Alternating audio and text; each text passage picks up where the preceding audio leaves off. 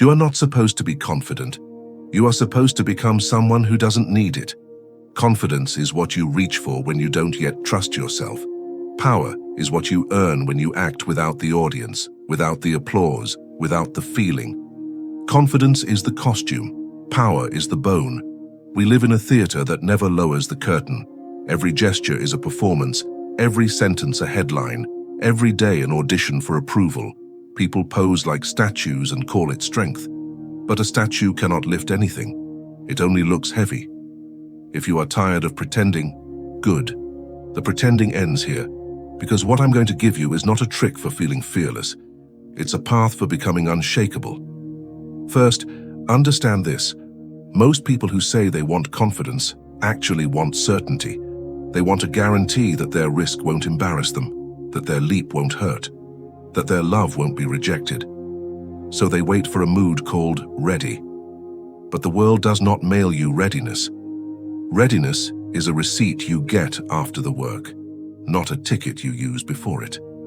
Nietzsche saw this weakness growing like mold over the modern mind, a culture teaching people to perform bravery, because actually becoming brave costs too much. He didn't sell slogans. He sold a mirror.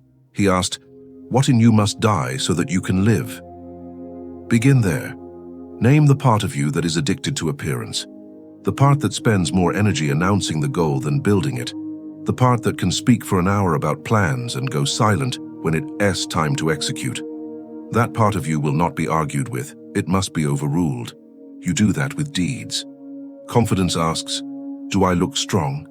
Power asks, "Am I strong when it matters?" One question belongs to mirrors, the other belongs to reality. Mirrors can be fooled. Reality has no sense of humor. Here's a simple test. If your routine is public, but your results are private, you are performing. If your routine is private, but your results become impossible to ignore, you are becoming powerful. The path to that kind of power is not mysterious. It is quiet, repetitive, almost boring. It is the same set of honest choices made on difficult days. Wake up and touch your craft before you touch your phone. Keep the promise to train when fatigue sends its arguments. Tell the truth when a convenient lie would protect your image. Apologize quickly when you are wrong, and correct course without theater. Carry your responsibilities like they were chosen, not assigned. This is what Nietzsche called the will to power. Not power over other people, but power over the smaller version of yourself, who keeps negotiating with your potential. Every time you choose discipline over distraction, you mark another inch of territory on the map of who you can be. Every inch compounds. Every inch increases the weight you can carry without breaking. Pain is not the enemy on this road. It is the raw material. You cannot be forged without heat, and there are only two honest options when the heat rises. You can complain and call it unfair, or you can convert the heat into shape. Amor fati, love your fate, sounds poetic until you apply it to a bad month, a broken heart, a public failure. Loving your fate doesn't mean you pretend to enjoy what hurts. It means you refuse to waste what hurts.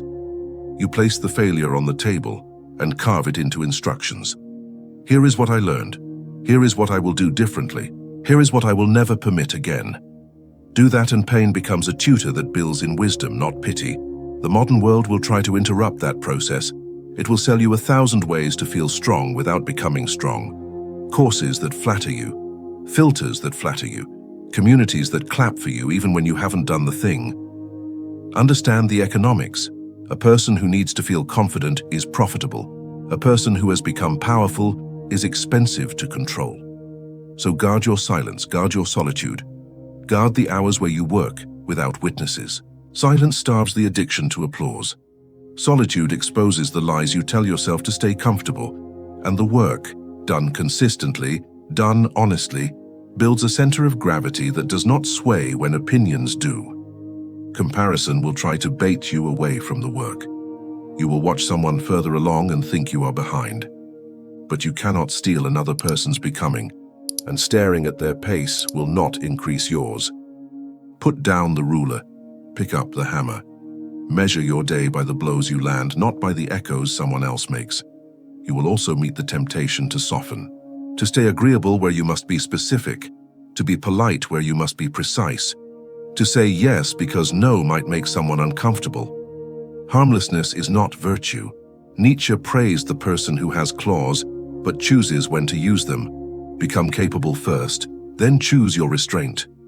Power without a leash is danger. Power with a leash is leadership.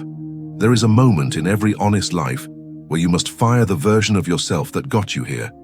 Not because that version was bad, but because it cannot carry the next weight. You will outgrow the habits that kept you popular, the rooms that kept you busy, the beliefs that kept you safe.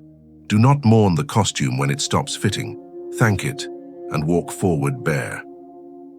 What about fear? Fear is not a sign to stop. Fear is a compass that points at the edges of your current self.